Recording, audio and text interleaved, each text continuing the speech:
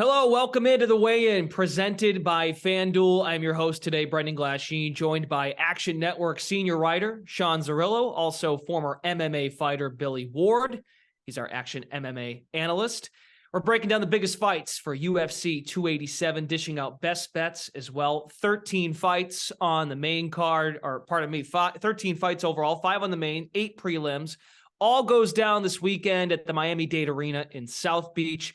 Blockbuster event gets underway. Prelims start at 8 Eastern, then the main card is at 10 Eastern on pay-per-view. The weigh-in is sponsored by our friends over at FanDuel. I'd like to highlight an awesome feature that we want to give you. FanDuel wants you to get on this action. We have Alex Pereira and Israel Adesanya, the main event for tonight. They face off in the octagon for the middleweight title. Right now, new customers can get a no-sweat first bet up to $1,000. That's $1,000 back in bonus bets if your first bet does not win. So don't miss out on your chance at a no-sweat first bet up to $1,000 exclusively on FanDuel, America's #1 sportsbook. Terms and conditions apply. Of course, all of our picks for UFC 287 are available in the award-winning Action Network app. Let's dive in, fellas. First fight, of course, Pereira, Adesanya. Pereira, a slight money line underdog. There's a lot to unpack. They've met before in kickboxing. Now they meet in UFC. Zerillo, it seems Adesanya stylistically, he's got some choices to make. He's got no problem choosing his words and what he'd like to say at the podium throughout the course of the week. But Pereira, this run that he's been on as of late via knockout and also overcoming some deficiencies with his takedown defense, he comes in very strong. What do you make of the fight overall, and how do you want to bet it? Anytime you have a rematch, I think the first thing you always should do is look at how the odds have adjusted relative to the previous fights. So Izzy closed -210, Pereira +180 for the last fight, but the total is in the same range. Fight was -140 to end inside the distance roughly in both fights. Now, I've seen a lot of takes this week about how Izzy is -300 on the minute winning, very dominant minute winner in this matchup. I disagree. I talked about it on our Action Network podcast. We're going to reiterate a lot of points that we made on our Action Network podcast, but I think the odds alone tell you the money line has moved in, but the market expects the fight to go to a decision as a similar rate as the last fight, which is very interesting because that to me means the market thinks that Pereira is much closer on the minute winning than the takes I have heard this week. You look at how the fight played out. Pereira was winning the first round until the final 10 seconds when Izzy almost knocked him out. We'll get to that again in a second. They had 2 other 50-50 rounds. Izzy dominated 1 round with the grappling, and he retains the grappling upside in this fight. I'm actually curious to see if he shoots more takedowns this time around because it was the one area where he clearly dominated and Pereira was not able to get off of his back very easily. And then the 5th round, Pereira knocked him out. So that was his dominant round. So there were basically 3 50-50 rounds, 2 of which Izzy won to get to the 5th round with a 3-1 lead and be a big live favorite. But in terms of how the fight played out, Pereira, the much bigger guy, more powerful guy, and was controlling the range for the vast majority of the fight, specifically on the feet. Izzy landing more kicks, doing slightly more. But in terms of the optics for the judges, Pereira is the guy moving forward. He's the guy hitting harder, and he is the guy creating the action because he was forcing Izzy up against the fence and putting him in the same position where he ultimately finished the fight, which was backing Izzy into a corner. And he was able to eventually realize that Izzy was going to do the same thing he had done every time, circle away from that left hook, and he got him to circle into it and knocked him out, or created the finishing sequence to knock him out. So considering now Pereira has more time to improve as an MMA fighter, he's relatively new to MMA, but he also just has his mental edge over Izzy. 3 straight wins, 2 of which, the last 2, Izzy led on minutes and was leading on the scorecards until being knocked out. So there's definitely this mental gap, but just in terms of the optics of how the fight play out, Pereira's size, the fact that he was the first fighter who was willing to go kick for kick with Adesanya, we haven't really seen that before. A lot of the stylistics of the fight made it seem like it was close to 50-50 live, despite what the scorecards said. And then going into this fight again, Pereira +115 on the money line, Pereira inside the distance +210. That's how I'd bet it. I think he is the value side. I know getting this discount on Izzy seems appealing, but given their mental states, I'm not really sure if that's the case. I'm not going to break down the mental aspects, but we did talk about Pereira just sitting on the couch watching Disney movies in his UFC kit and how he is the most terrifying person I think I've ever seen. So Alex Pereira, I think, is the side in this fight. just in terms of the dynamics and how much he controlled the action in the first one. I cannot confirm for sure, but I think when Billy Ward puts together his luck ratings, he may or may not have Disney Plus loaded up, and he picks certain movies to get him fired up for handicapping UFC events. Billy, you've got similar sentiments to back Pereira, and you find him in many fighters. And again, check it out, actionnetwork.com, Action Network app, the luck ratings for UFC 287. Undervalued fighters, and Pereira's one of them in your eyes as well. Yeah, I mean, how many times does he have to beat Adesanya to get lined as a favorite? It's 3 in a row across 2 different combat sports. I know it's different, and theoretically, Adesanya is the more experienced MMA fighter, but Adesanya is not an offensive grappler. He's not a submission whiz. He does kickboxing and MMA with solid takedown defense. Pereira actually took him down in their first fight. It wouldn't shock me if, given that he's been training with Glover Teixeira and Jailton Almeida, Pereira's actually looked to the takedowns. Maybe he uses that a little bit more offensively this time, especially if Adesanya is worried about getting kicked and punched. So that's probably the only thing I even slightly disagree with Zerillo on, is that I could see Pereira using that just to wear on Izzy. I don't think he's going to finish him on the ground, but if he can make him carry his much heavier weight, take some life out of him doing that, and then look to knock him out on the feet again, that wouldn't shock me either.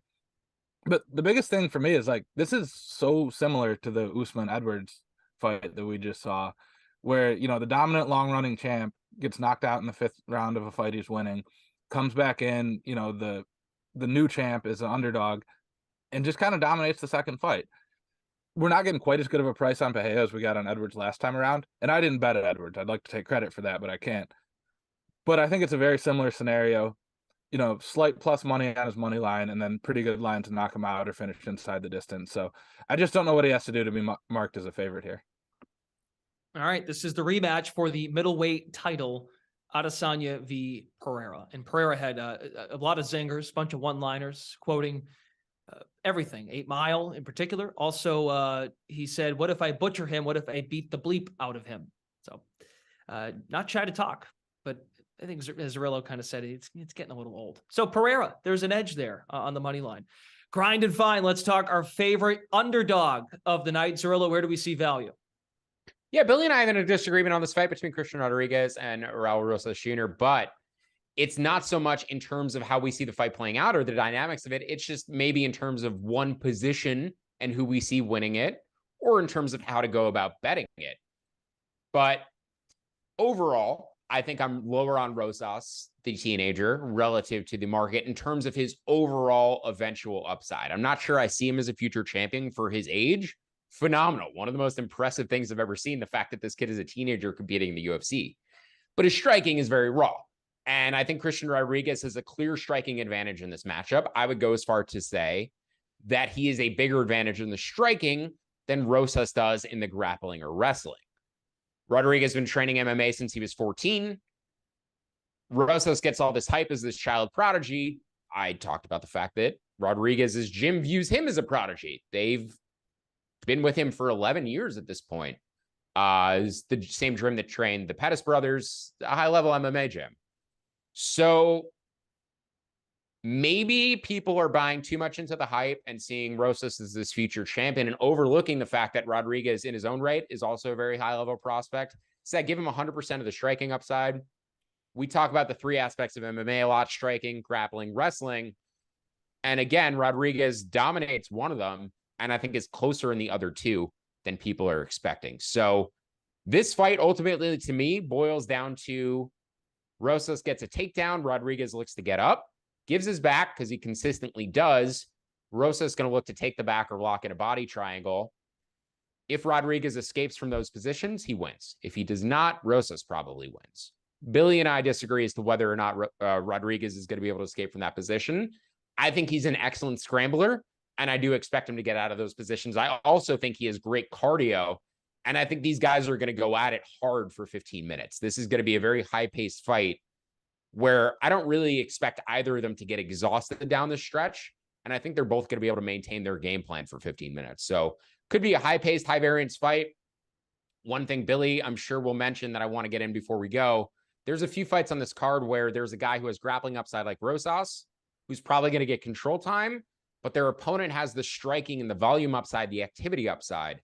So even if Rodriguez does get taken down, held down for 10 minutes of this fight, I think if he gets 90 seconds in each round to strike, he may be able to steal those rounds just by landing 1 or 2 big strikes in each round. So that dynamic as well, we've seen it scored much more favorably towards the strikers in MMA in the past few years, just the guys who are willing to inflict damage and do more in the limited time they get the chance to.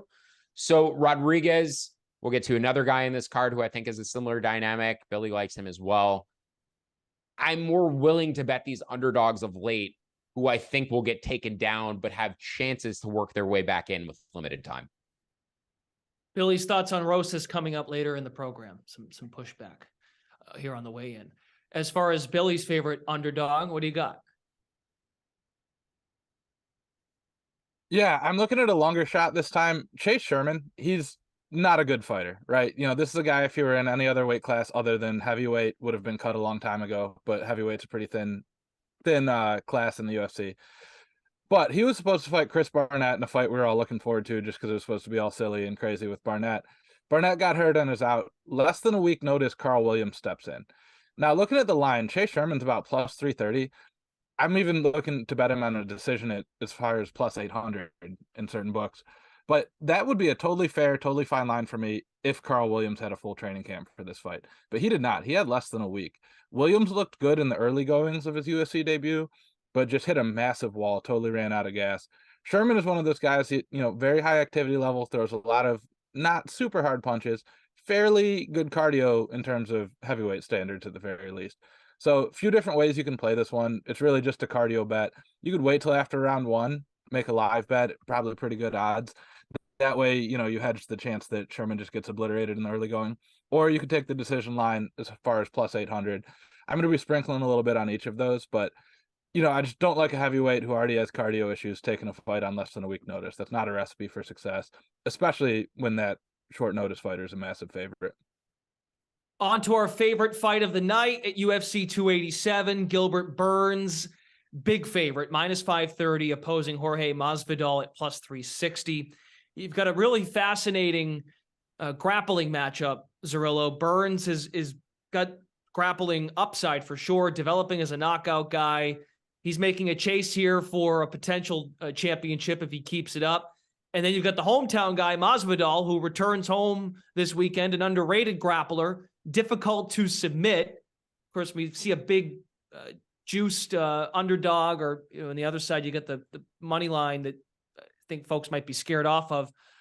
How do you want to bet Burns and Masvidal this coming weekend? Guys, I just realized my best bet for Saturday night. We're going to get to best bets in a bit, and I don't have a super confident best bet on this card. My best bet is that Drake is going to post a bet slip for Jorge Masvidal. That's my best bet for this card.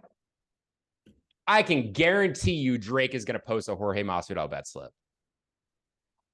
It just seems like the most obvious public underdog of all time, right? Jorge Masvidal in Miami. How do you not bet that? Let's not forget Gilbert Burns also trains in South Florida, going to have a lot of fans there. A lot of Brazilians will be in that audience. I think this fight is competitive. If this was 5 years ago, I'd be betting Jorge Masvidal here too. He has the tools to compete with Gilbert Burns. He's just 38 and he's very much on the backside of his career. He was knocked out brutally by Usman. Didn't look good in the Colby fight. Almost got knocked out by Colby against the fence. Was wobbled really badly. I'm actually more confident that Burns knocks him out than submits him, because Jorge has great submission defense, great takedown defense historically. I think Burns wants to fight the first Usman fight in that first title fight against Masvidal, or the fight that he fought against Stephen Wonderboy, where he just kind of held him against the fence, put him down, sort of like sat on his knees and just like kind of had him chest to chest against the cage where he couldn't really do anything. Jorge's going to defend submissions. Maybe he gets put in a dominant position and finish, but he's a much better defensive grappler and submission defensive guy than people give him credit for. But at this stage of his career, when you're switching between levels and going legs to head, I think Gilbert is going to put him up against the fence and eventually get him in a spot where he can clip him and wobble him badly, because he's switching between the takedowns and the striking. So I'm very worried about Jorge getting put out. I'm also worried about Gilbert's chin. Gilbert, as Billy will say, and said on our podcast, was officially knocked out by a power jab from Kamaru Usman, which is the funniest thing I've ever seen in terms of how a fight was classified as finishing. Never seen a power jab classification before. So Burns, bit of a sketchy chin, survived a war with Hamzat, but that chin might have cracked in that fight too. And he doesn't have the best cardio either. I think Jorge actually has a cardio advantage too, even though if you look at the physique of the two of them, you would not suspect the flabbier guy to have the cardio advantage. So I think Jorge can make this fight competitive. If it's competitive for 15 minutes in Miami and you get the crowd going for Jorge, absolutely can win a split decision. Another fight too, where Gilbert, great at getting control, great at threatening submissions, but not like a big damage on the ground guy. So if Jorge can survive those submissions, scramble back to his feet, get a minute in each round where he lands a couple big strikes, he could steal a decision, sure. So I actually prefer the over 2.5 at plus 115. I like Burns via decision at plus 170, but I prefer the over just because of the dynamics of if it goes 15 minutes, I could see Jorge winning a decision, absolutely. But I think this one does go the distance slightly more than the odds suggest just because of Jorge's submission defense. I'm more sketched out by the chins of both fighters. Zerillo is going to be cranking "I'm upset" by Drake over the course of the day on Saturday. And like, he'll probably parlay it with something too, let's be honest, right? It's not just going to be Masvidal money line. He'll parlay it with something. Yeah, Adesanya. Yeah. Or pardon me, Adesanya, yeah. Oh, yeah, yeah. Oh, yeah. True. Okay. Yeah, no, he'll do the Adesanya Masvidal parlay. That's the move. That's the prediction. Okay, Billy, let's go. That was fantastic. I wasn't expecting that. Billy Ward, as I said before, luck ratings are up at actionnetwork.com. Another fight that you highlight is this one, Burns and Masvidal. And once again, you think Masvidal is undervalued. Yeah, and it's not that I think Masvidal is the better fighter or deserves to be the favorite or anything like that, but this is a pretty strong line, for all the factors considered. I thought this would be a little bit closer than it is, and to be told, since I published that article last week, it has moved Masvidal's way just a little bit. But Zerillo set me up nicely for some of this here. We talk about Masvidal's fading a little bit as he gets older. The last thing to go is power, and Masvidal's always had that. Not only just power, but just a willingness to trade and a willingness to, take two to give one. I think if he wins it, it's almost got to be a knockout. I hear Zerillo's point about, a split decision going his way with home cooking and all that. Maybe, that's not the craziest thing, especially in some of these states where we've had questionable judging in the past. But by far the clearest path for Masvidal is just, that puncher's chance or flying knee's chance when a guy's shooting in, anything like that. And I do have my concerns with Burns' chin. He got knocked out by the power jab from Usman. It looked really good against Hamzat, but he also got knocked out at lightweight by, I believe, Dan Hooker, who, way less power than a guy like Masvidal. So plus 700 odds. This is not something we're going to put a ton of money on, maybe 0.1, 0.2 units. But I think that should be a little bit lower of a line. I think it should represent a bigger chunk of his win condition, and also that the money line's slightly off too. Moving on, Victory Predictory, our favorite props for UFC 287. Our odds, again, are presented by FanDuel. So when we take a look around, Zerillo, where do we like looking in the prop market? My favorite fight on the card is Rob Font via Adrian Yanez. Yanez, my favorite fighter, I believe, in the UFC. He just has an awesome style, that Dustin Poirier willing to go to war, Marvin Hagler mentality. And he also, outside of the cage, is one of the most respectful and down-to-earth fighters I think I've seen, just the way he interacts with fans and talks about his opponents. He's not a trash talker. He's not fake in any way. So Adrian Yanez, cool guy to root for, big fan base. And because of that, I think his line gets a little bit overinflated in each of his fights. If this line was flipped, would not have been surprised at all. Rob Font coming off of 5-round main events with the top fighters in the division. Adrian Yanez coming off of 3-round fights with all guys who have been cut by the UFC. All of them. All of his opponents. No longer the UFC. Knockouts over most of them. Beat David Grant via decision. Close decision. Typically a slow starter because he's really good at reading his opponents and then figuring them out and then starting to counter their shots. But he tends to pick up his pace towards the end of round 1 and into round 2. So that tendency in a 3-round fight to start slow always scares me. We see it with Chito Vera, Piotr Jan, guys who consistently enter the fight as shorter prices than they end up after round one. Their odds always grow after the first round because they tend to start slow. So just based purely on volume, I think Font wins round one at a fairly high clip. He's a really good offensive fighter. He's going to be more active. His jab should be really potent. Yanez struggled with the jab for Manny Costa. Font has one of those sharper jabs in MMA. So I really like Font to get off to a quick start here. And then he needs to win one of the final two rounds. I've seen a lot of takes about Font having all the grappling upside. I'm not sure about that. Yanez is an incredible boxer. People already call him one of the best boxers in the UFC. I'm not sure about that, but he actually started out in MMA as a grappler and learning jiu-jitsu. So he has this BJJ base. He's a BJJ black belt that we really haven't seen him employ yet at the UFC level. So I think Yanez has some underrated grappling. The grappling might be a wash. Maybe Font is the better wrestler, can mix in a reactive takedown if he wants to break up pressure, as Yanez is potentially landing damage on him. But this just goes back to, if you like metrics, if you like fight metrics, Rob Font wins 95% of the seconds that he fights in the UFC. He dominates in terms of volume relative to his opponents and efficiency, just doesn't have a lot of power. And his durability is starting to fade. He's 35, but he gets wobbled about once in every round that he's in. So if you're winning the whole round and then your opponent lands one big shot and you do the chicken dance, you're going to lose that round more often than not. So that is the concern with Font. And I guess that's why people have him as an underdog. But if this goes to a decision, I don't see why he's less likely to win a decision than Yanez. So Font be a decision plus 285. I think easily the best way to play this fight. I think it's the only way to play this fight, frankly, based on where the odds are. You could play Font on the money line, but I prefer his decision odds. So we discussed Christian Rodriguez, a favorite of Zerillo's in terms of an underdog, and Billy now can push back slightly because he has an edge on his opponent, Rosas. But Billy, you're also in the same breath, you're saying it's not a bad idea to take Zerillo's underdog play and possibly work in yours as well as kind of a hedge. Yeah, as Sean mentioned, we see the fight pretty much the same way. Rosas is going to get some takedowns. Not that Christian Rodriguez can't grapple, but he's just a guy who's comfortable getting taken down and surrenders it. Christian Rodriguez is going to expose his back on the way back up, where he has the striking advantage. So, as Sean pointed out, it ultimately comes down to whether Rosas can stay on his back or Rodriguez gets out. And then once he gets on his back, can he finish him from there? I think he can, which is why I'm on Rosas by finish at plus 120. This is a far better play than the money line. Because as Zerillo pointed out, Rosas doesn't do a lot of damage on the ground. Even though he's getting control, he's not a great minute winner. He is a pure grappler. He's looking for the submission. One thing I appreciate about that approach from him, though, is he doesn't really go for a lot of submissions where he's sacrificing position. He's going for stuff where he gets to keep you where he wants you and continue to try even if he doesn't get it right away. Those are the kind of grapplers I like. We've got the Paul Craig, Ryan Hall types who are sacrificing position to try to get a submission. They're in a bad spot if it doesn't work. If Rosas doesn't get a rear naked when he's on your back, he keeps trying.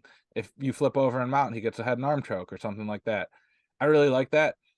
Also, everything we say about Rosas, we should probably say yet at the end of it. He doesn't do a lot of damage on the ground yet. He's not even 18 and a half. Let's give this kid a chance to develop some skills a little bit. And then final point on that, between recording the podcast and this, Rodriguez came in about 1.5 pounds overweight. Also one of the last people to the scales, which means he's one of the last ones to start rehydrating, getting, calories back in him. The data on that's not super conclusive one way or the other, but if this one goes late, I think that really helps Rosas in terms of a late stoppage. Zerillo said both these guys have good cardios, usually, but if a guy's super depleted and had a rough weight cut, that might not be the case for Rodriguez. So 100%. Don't change your bet because of that, but it's, a 1% edge or whatever towards that being an issue. And of course, you can take Rosas by finish at plus 120, Rodriguez money line. As long as it's not a Rosas decision, you come out ahead. I believe running the math previously, fighters who miss weight tend to lose about 2 or 3% more often than betting odds suggest. And typically you see the money line adjust the other way around that 2 or 3% mark. So when you see a fighter miss weight, if you want to get basically free CLV, bet their opponent at the current number, and you'll usually get a 2 or 3% move your way.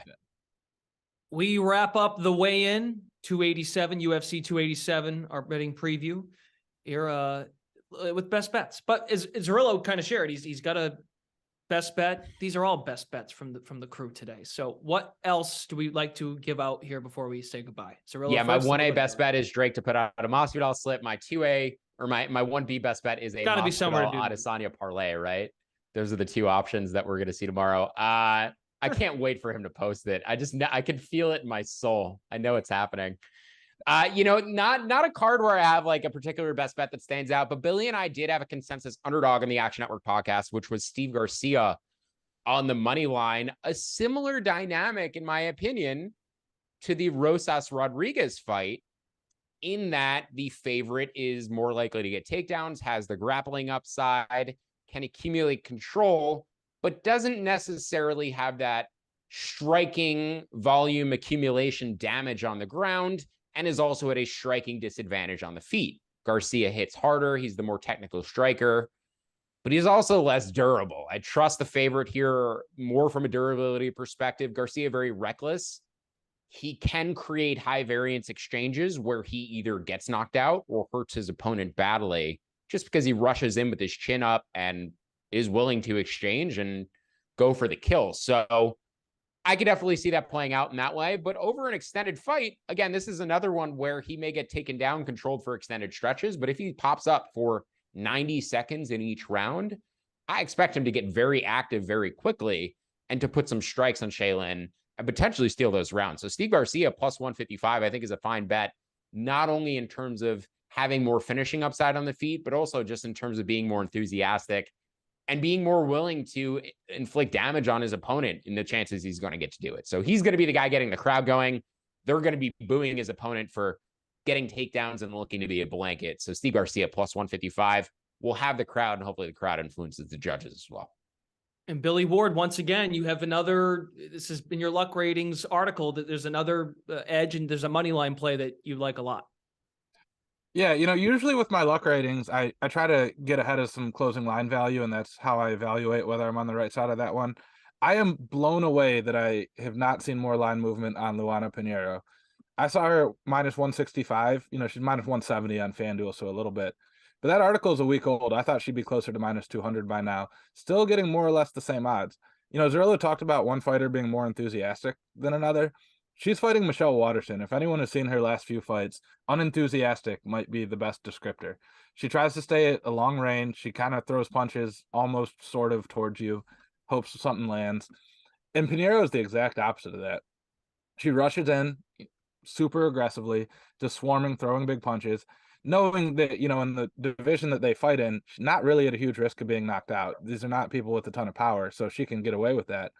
She also has very, very high level judo. So she rushes in, swarms a bunch of punches. If one of them hurt you, great.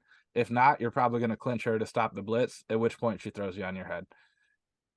Waterson is very unaggressive, going to stay way back, kind of try to avoid that. I don't think Pinheiro lets her get away with that. I think she brings the fight right to her. This is another one from the luck rating standpoint. Waterson has one win in her last 5 fights / 4 years. It was a split decision win. Pinheiro is 10-1 in her career as a fighter. Her only loss was a split decision, and it was well before her UFC run. So in terms of people who have variance going the opposite direction for them, we definitely have that. This is a rare case where I actually do like one bet significantly more than the others, and it's Luana Pinheiro's money line.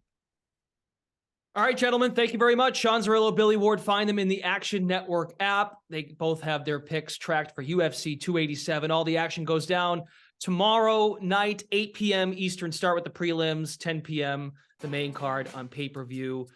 See how the picks play out. Stay up to date in the Action Network app, as I mentioned. Follow Billy's luck ratings. For Sean Zerillo, Billy Ward, Brendan Glasheen, thanks for tuning into the weigh-in. Best of luck, and thanks for watching.